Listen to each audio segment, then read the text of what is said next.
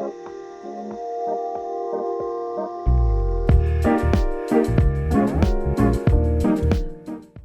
and welcome to Communities Connected, a land and lifestyle podcast brought to you by Alosant. I am not your normal host, April Lamont. I am filling in for April today. My name is Danette Beal. I am Vice President of Marketing here at Alosant, and we are joined today by Michael Swanson. He is our Chief Technology Officer and co-founder of Alosant. Mike, how are you? Good. Thanks for having me on. Great, great. Mike, you were here last year. It's been a hot second, a new year. And, we have a lot of new listeners now that we're communities connected. Can you tell us a little bit about your role at Allisant and about product development? Yeah, so I am CTO here at Alosant. That role has changed quite a bit. I think I was just on a team meeting. We have 40 some people now at Alosant. And April and I have been at this across two companies actually since 2012. So, when we first started Alosant, it was we had just kind of wrapped up our previous company, and we're looking to do something new. And that CTO role at the time, which didn't exist really, was more of kind of all product and all managing all the different teams that we have in terms of product operations. And today we have a lot of new people on the team over the last year. And I was thinking about your question. I feel a little bit like my role really today is about being the glue between um, both the product development team, but also directly interacting with clients. And, we have always been about using technology to enhance people's experiences in physical spaces. That's a little different. We don't want people to just hide on their phones and believe that is where it ends. We really want people to get excited about physical spaces and and interacting with other individuals in these communities. And I'm really the translator for that. We we have quite a few people on our dev team now. Product operations is also grown quite a bit, and I trust those individuals to lead those teams. So really, my role is to both push the product forward, but make sure that we are always marching in the right direction for those goals of enhancing community spaces and interacting with residents, and make sure that that is kind of the guiding light that we use to make sure that we push the whole company forward. Yeah, that's great. It's been a lot of fun to see the company grow, especially in the past year, and to bring on so many new people. We've had just a few new people start this week, even.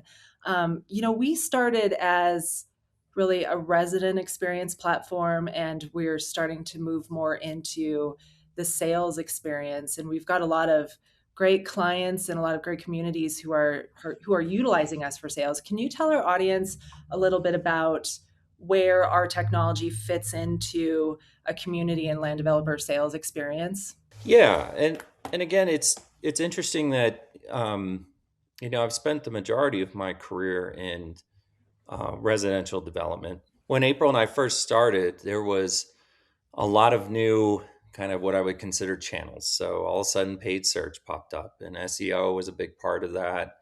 And and then social kind of came along. And it's interesting to watch the evolution of those types of channels because there is so much what I would consider doctored or marketed type content. So whether that's a filter or the amount of coming soon type ideas that I see in marketing with the same stock photos, um, people are a little burnt out with that, I think. Mhm. And at the end of the day, you know, we had done so much work on the residential side. Um, we're quickly surpassing. We will meet this year, and in fact, we may have already met it this year. 500,000 active users every month across all of our communities. That's a 500,000 people that we are basically working towards to make sure that they can experience the lifestyle. And this idea of that marketing has started to change, and the authenticity of marketing has become such an important part of that.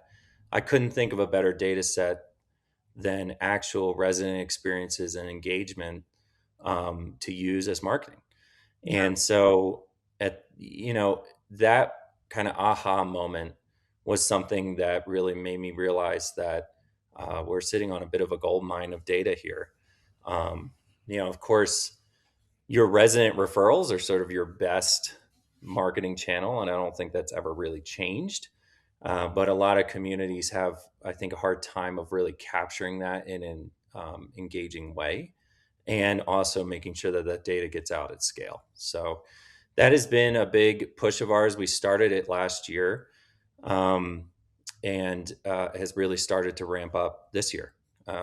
We have many communities that are jumping on board with Alosant, that are really leading with this initiative. That at the end of the day, it is kind of a sales tool heavy, and in a way, the resident experience is really just driving that data collection and making sure that residents have a good experience, obviously, but really thinking beyond just a resident experience platform. Yeah, you mentioned how the traditional sales channels are social.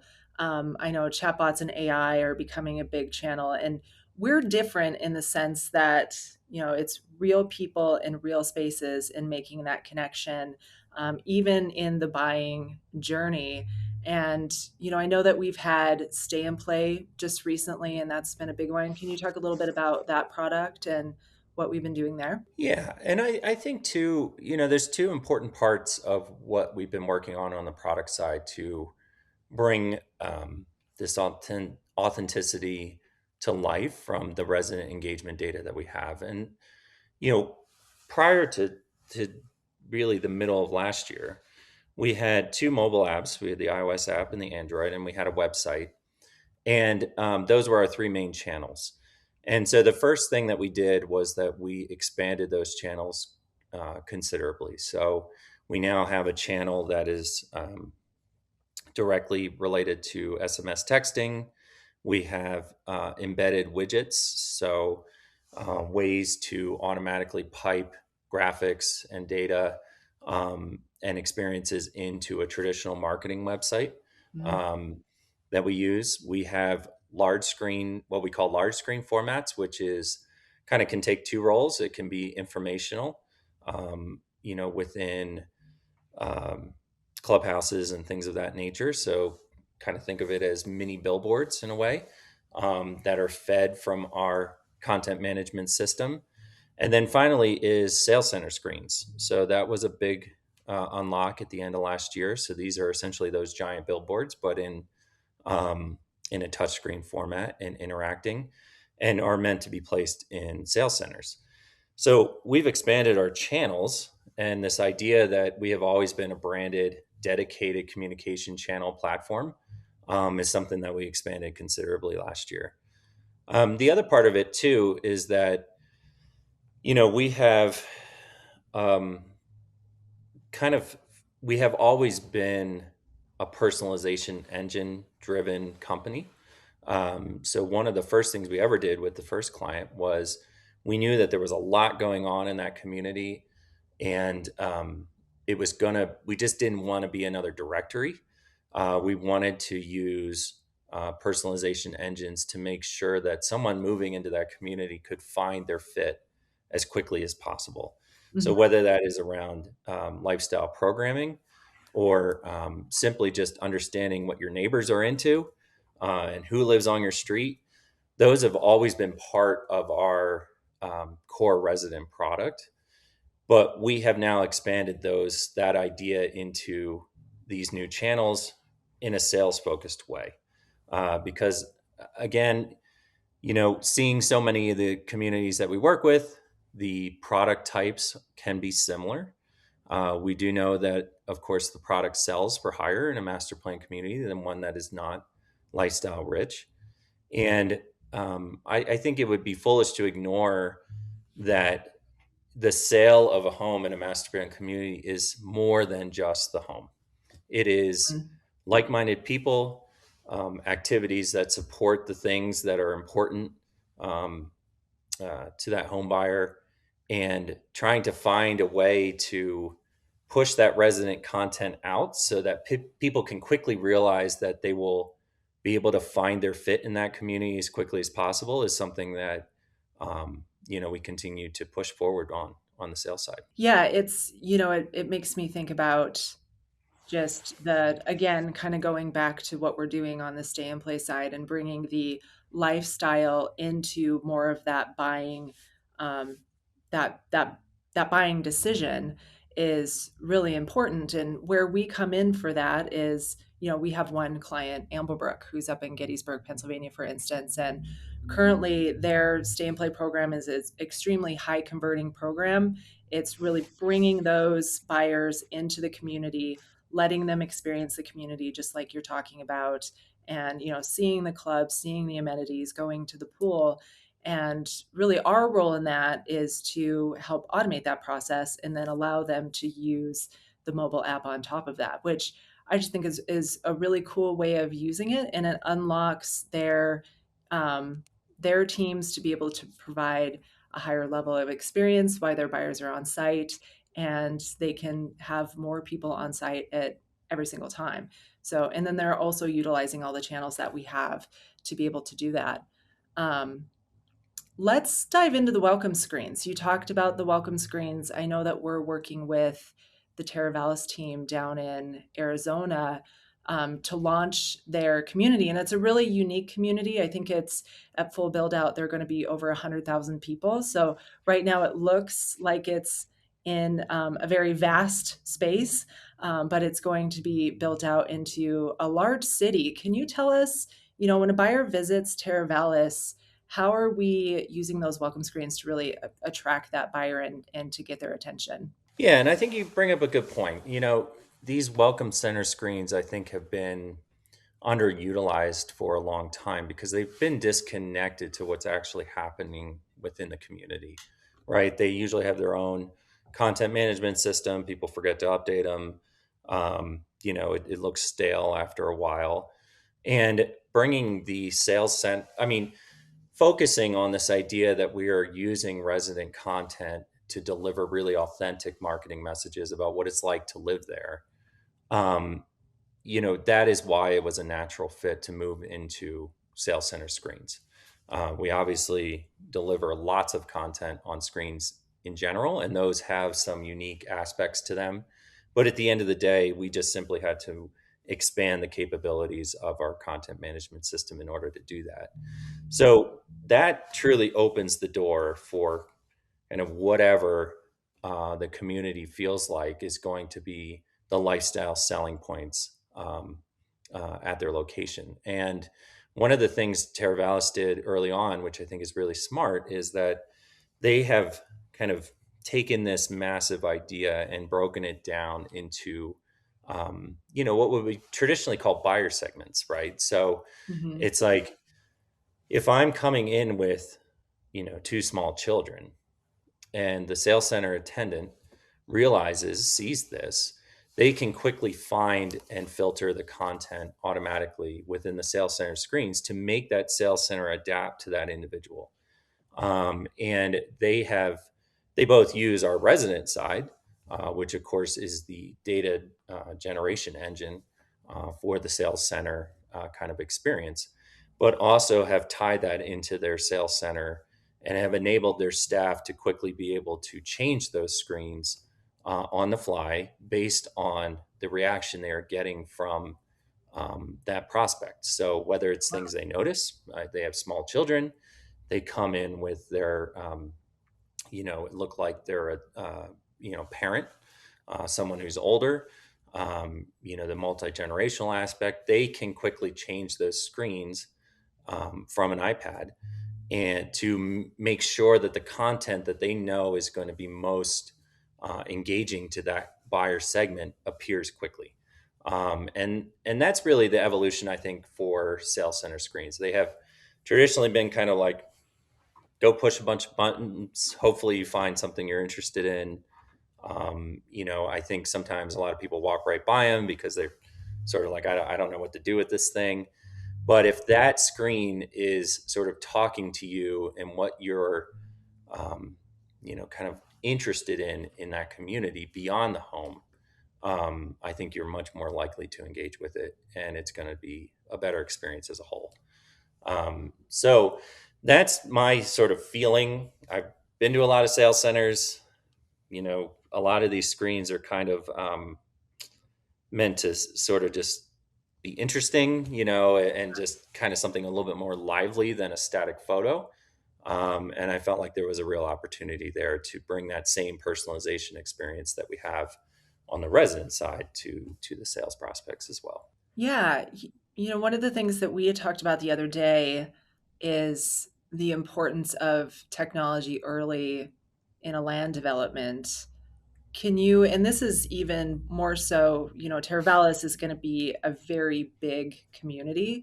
But this, I think, translates into smaller communities as well. Can you tell us about that importance of technology early in a development and kind of making some of those technology decisions? Yeah, and it's funny how you know this, but April and I are very involved in ULI, and um, I this was years ago, and I'm probably gonna. I remember pieces of it, the ones that I feel like are important. But there was Kissing Tree down in Texas, and I remember the first, um, kind of amenity that they built was just a very simple pickleball court, and this is before pickleball has taken off. So, um, and it was amazing to see how much that engaged the community at that physical location at Kissing Tree, simply with one very simple, um, lifestyle amenity, right? This wasn't Mhm. some big clubhouse. This was simply just some courts.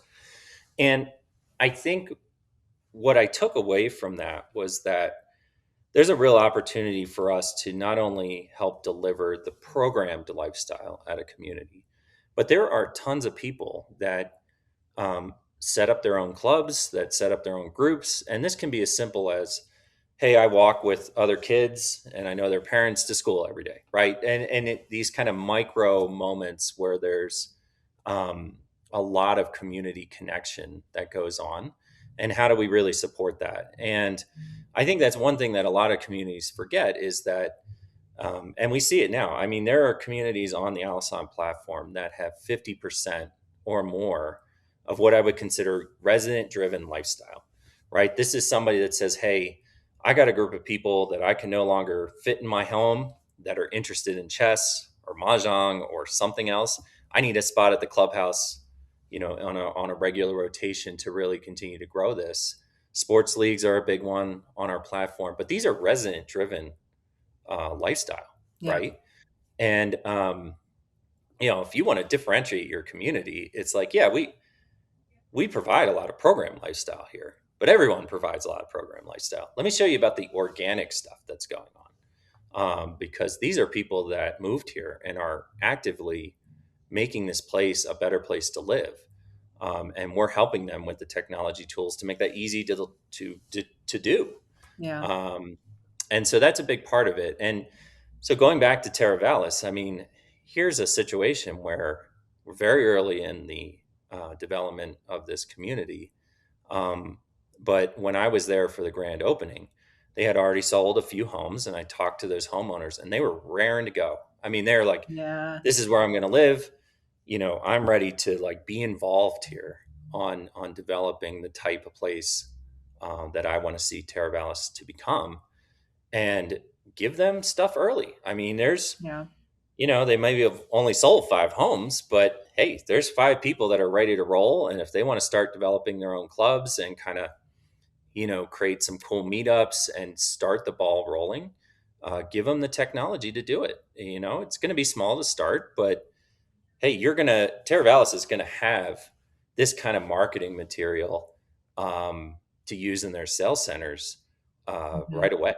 So, It reminds me we've had a few concepts on the podcast. It's a little bit of an analogy, but there's this change or this evolution of we used to build these huge amenity spaces or these welcome centers, and developers are starting to become more agile and flexible to where they're bringing in these smaller activation spaces that can be more than one thing, because they really don't know in the very first year what their residents are going to want. They can sell it with, all of their marketing and the vision, and they can set kind of that vision for what they're hoping for it to be. But it's really the residents that make it stand out and to shine. So I feel like, technology, and especially the technology decisions that you make early on in a community, can really impact, and how flexible it is, I guess, and how you're saying that residents can use that technology. It can really impact, that experience, both physical in space and through the technology throughout the entire lifestyle, or excuse me, the life cycle of the development. We have, like I said, we have a few communities that um, this idea of organic, resident-led lifestyle. It's maybe not even fits in the definition of traditional programmed lifestyle, but this idea of connection with other neighbors. They run things out of their home. I mean, that, then that's fine. Like, we're giving them a secure place and a channel to engage with other neighbors that are like-minded around some sort of topic. Yeah. And that's great, whether that happens at the clubhouse or not. um, you know uh, the amount of like kind of bike buses or these sort of walking groups, things like that, they're just using the sidewalks, right? Yeah. But that is great marketing material in terms of authenticity, but also just different. It's very different than your traditional sales center where you go in and there's the same stock photos and a community calendar. It's like, okay, I Yeah. mean, that's still good, but everyone's doing it, so you might as well mine what you have um, on the resident side to really be different, but also be more authentic. Yeah, so that really that connection on one platform from the residents, and understanding that data from the resident side and bringing that into the sales center experience, it's very lucrative for those communities. Is that what I'm hearing you say? Yeah, and I think it's and this is not a kind of pie in the sky type idea, right? So resident referrals have always been kind of a great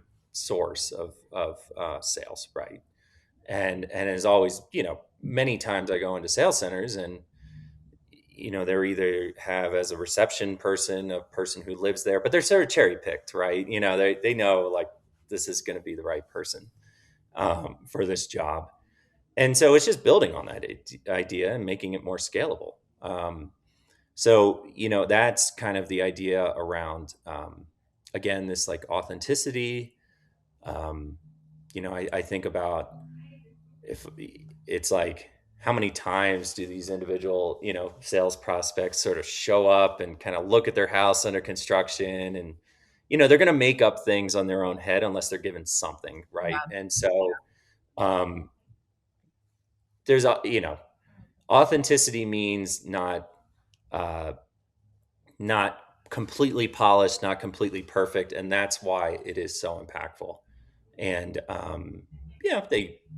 if they see enough people that are excited about living there and kind of feel like they're gonna fit in, and know that there's other people like them that live there, that's gonna shadow over a lot of the weeds that happen to be in the landscaping of the sales center, right? Because Yeah. it's something so different and it's something so authentic that um, people are not going to make up kind of crazy ideas in their head because they simply just don't know.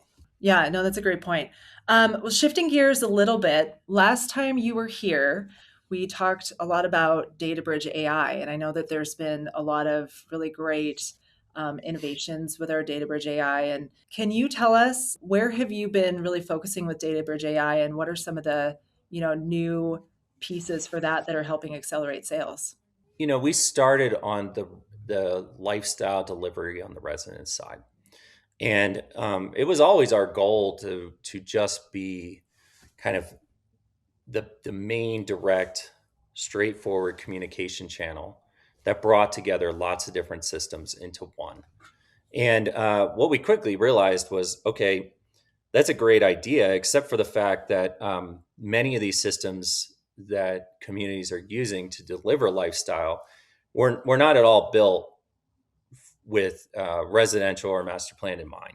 So the amount of you know, different ticketing systems that were built for concerts, and then you got, you know, kind of this like email delivery system over here, which doesn't talk to your resident census database over there. And so that was a lot of work to kind of take what was the best out of those systems, and sort of reshape them in our way to make it master plan specific. And we did that for a lot of years, and kind of checked a lot of the boxes. Like, for example, we have a whole, you know, shuttle system that we created that's rolling out later this year. Oh, But in a way, we've kind of hit a lot of them, right? mhm, And now that we're in the sales side, what I see as the silos are things like construction management or CRMs specifically built for master plan communities, or lot management, or drone. Um, best way to put it, like drone surveys, you know, mhm, overhead surveys or satellite surveys. All these things, these are specifically built for master plans, and so we don't have to recreate those. What we can do is provide a way to mine the data that is in those silos to then generate um, either kind of experiences or communication packets automatically that are delivered via our resident experience channels. mhm, So, you know, a great example of Data Bridge is that it is essentially this data clearinghouse for triggering experiences that you would like to deliver via our channels. So the beauty of it, and what we've worked on the most this year, or I'm sorry, last year, and really AI has helped a lot with this, is that there's kind of this perception in the industry that if you don't, you know, if you don't use certain systems, then your data is trash and it's a mess and you can't use it for anything. Well, that's simply not true, right? Even the best systems out there are human dependent on data entry, and there will always be some mistakes. And so when we shape DataBridge AI as being a clearinghouse for data, we use AI to take your data as it is, right? Good, bad, and the ugly. And it searches through that information to find the golden nuggets to then say, okay, app, deliver this experience automatically to this user, or update sales screens over here with new information, or um, whatever the curated sort of experience you want to deliver via our channels. DataBridge AI is figuring out when and where to do that and trigger that, using the data that you have. So traditionally, we kind of had importing data. We used APIs and sort of basic FTP folder type um, transfers. We expanded that considerably. We have AI scraping tools now that go in and automatically mine information from systems. Again, looking for golden nuggets of moments when we should say, "Oh, nope, that has happened." So trigger this experience on our mobile app and large screen channels. Um, but also things like, we do automatic data imports via email now. So those sort of traditional triggers or alerts you get from HubSpot to your own email, back of house email, well, that we would notice that and we would pick up on it and automatically do something in relation to that. Um, the other kind of tools that we have are webhooks now as well. So that kind of helps us with, again, just making sure that we can work with as many silos as possible. from a front end perspective, it's really a smooth experience for both the operations teams who are working on the community side, and then also from the buyer experience and that resident experience as well. So, the AI is really working as that engine in the back end where all the complexity is happening. But true to everything else that we're doing, we're really focusing on the user centric experience on the front end. Yeah, and my opinion with AI today is, why don't we're really good at crafting a digital experience that can be sent out to multiple channels automatically down to the individual. right? Groups of people or even the individual. And DataBridge AI, the AI part of it, is really, I mean, the best way to think about it is, again, going back to our sales center analogy. You have people that work there and they see someone get out of their car and they're automatically starting to make, um, you know, craft their pitch, I guess is a good way to put it. Mm-hmm. Oh, they have two kids. Okay. Well, schools are going to be a big part of this. Or, oh, their parent is with them. Okay. Well, maybe they'd be interested that we have multi-generational products here at our community. They're making your best salespeople are sort of doing this, right? Yeah. And that's really what DataBridge AI is doing as well. It's looking at all this data and saying, okay, here's some things that I see that most likely would mean we should trigger this experience via our channel. Beyond just like, oh, they clicked on the website or they, I don't know, they clicked on my email 2 times or something like that. It's like, okay, um, let's look at we call the data pipeline the fire hose, right? This is the Twitter analogy. It's just streaming stuff, bunch of stuff to us, and DataBridge AI is looking at it and noticing correlations that we believe would trigger an experience that has been approved and also kind of crafted by the community. And that's really the goal. And the more data we continue to get in, the more it will get better at doing that. But that's the best analogy that I can kind of make when I talk to our dev team about that is, here's what's happening in the real world. Let's recreate this idea to increase scale. Yeah. Well, that's great. Well, Mike, thank you for all of your time today. We really appreciate you coming on to the podcast and sharing where we're going in 2026 and what we've been working on in 2025. And thank you to everybody for listening today. Thanks a lot.